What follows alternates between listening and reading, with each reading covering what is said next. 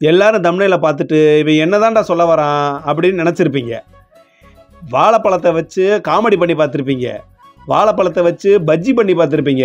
ஆனால் வாழைப்பழத்தை வச்சு இந்த மாதிரி உருண்டை பண்ணி பார்த்துருக்கீங்களா? அதாங்க இன்றைக்கி வீடியோ, வாங்க பார்ப்போம்.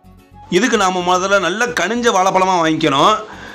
இன்றைக்கி நாங்கள் வீட்டில் வந்து நேந்திரம்பழம் இருந்ததுனால நேந்திரம்பழத்தை வச்சே செஞ்சிடலான்னு முடிவு பண்ணி நேந்திரம்பழத்தை வச்சு செய்ய ஆரம்பிச்சிட்டோம். உங்கள் வீட்டில் என்ன பழம் கிடைக்குதோ அந்த பழத்தை வச்சு பண்ணிக்கலாம்.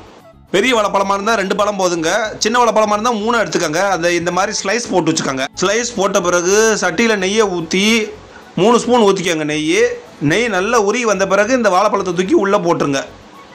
அடுப்பில் சிம்மில் வச்சுட்டு கலர் மாறும் வாழைப்பழம், அது வரைக்கும் வந்து நல்ல வாழைப்பழத்தை வந்து மசிச்சு விட்டுருங்க. மசிஞ்ச பிறகு என்ன பண்ணுங்கள், ஒரு 6 ஸ்பூன் ஜீனியை போட்டுக்கோங்க.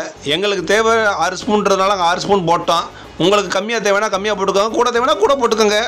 ஜீனி தான் போடணுமா அவசியம் இல்லை, வெல்லமோ நாட்டு சர்க்கரையோ போட்டுக்கலாம். ஜீனியை போட்டு நல்லா கலந்து விட்ட பிறகு தேங்காயை போட்டு நல்லா கலந்து விட்டுக்கோங்க. தேங்காயை போட்டு நல்லா கலந்து விட்ட பிறகு ப்ரெட்டை போட்டு நல்லா கலந்து விட்டுக்கோங்க. ப்ரெட்டை மட்டும் எப்படி போடணும் அப்படின்னா வந்து அந்த சைடில் நல்லா வெட்டி விட்டுட்டு ப்ரெட்டை நல்லா அரைச்சி அதுக்கப்புறம் கலந்து விடணும். கலந்து விட்டால் இந்த மாதிரி வந்து நிற்கும்.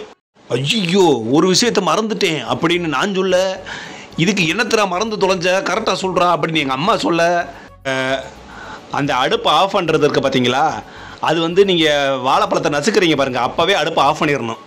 அதுக்கப்புறம் தான் ஜீனி தேங்காய் ப்ரெட்டெல்லாம் போட்டு கலந்து விடணும். அதுக்கப்புறம் என்ன பண்ணுங்கள், ஒரு தட்டில் கொட்டிக்கிட்டு நல்லா மையை பிசைஞ்சு விடுங்க. எதுக்கு மையை பிசைஞ்சு விடணும்னா நல்லா உருண்டையாக உருட்டணும், அதுக்காண்டி மையை பிசைஞ்சு விட்ருங்க. மையை பிசைஞ்ச பிறகு உருண்டையாக உருட்டிக்கங்க. இந்த மாதிரி நல்லா உருண்டையாக உருட்டிக்கிட்டிங்கன்னா எண்ணெயில் போடுறதுக்கு வசதியாக இருக்கும். நீங்கள் எண்ணெயில் போடுறதுக்கு முன்னாடி நல்லா காய வச்சுக்கோங்க. எண்ணெயை காய வச்சுக்கோங்கன்னு சொன்ன உடனே எனக்கு ஒரு காமெடி தாங்க ஞாபகம் வந்துச்சு. நம்ம வடிவேலு ஆணை படத்தில் காமெடி பண்ணுவாப்பிள்ளையில, நல்லெண்ணெயா இல்லை தேங்காய் எண்ணெயா அப்படின்னு. இப்போ நானும் அதான் சொல்ல வரேன், இது நல்லெண்ணெயா இல்லை தேங்காய் எண்ணெயா? நல்லெண்ணெய் இல்லைடா, இது ரிஃபைண்ட் ஆயில்னு அம்மா சொன்னாங்க. ஒரே கூத்தாகி போச்சு. இப்போ எதுக்குடா இந்த காமெடி அப்படின்னு கேட்டிங்கன்னா, இதுக்கு நீங்கள் தேங்காய் எண்ணெய், கடலெண்ணெய், ரீஃபைண்ட் ஆயில் இதெல்லாம் யூஸ் பண்ணிக்கலாம். ஆனால் நல்லெண்ணெய் மட்டும் யூஸ் பண்ணிடாதீங்க, கசந்து போயிடும். எண்ணெய் காஞ்ச பிறகு என்ன பண்ணிடுங்க, நல்லா காஞ்ச பிறகு சிம்மில் வச்சுட்டு அந்த உருட்டின உருண்டையை வந்து தூக்கி உள்ளே வச்சிடணும். இதுக்கப்புறம் அது பொரிஞ்ச பிறகு வெளியே தூக்கி போட்டுடணும். வெளியே இல்லைங்க, தட்டில். டிஷ்ஷை சாப்பிட்டு பார்த்தா டிஷ்ஷு வேறு லெவலில் இருக்குங்க. வெளியில் வந்து கிறிஸ்பியாகவும் உள்ளே வந்து ஜூஸியாகவும் செம்மையாக வந்திருக்குங்க.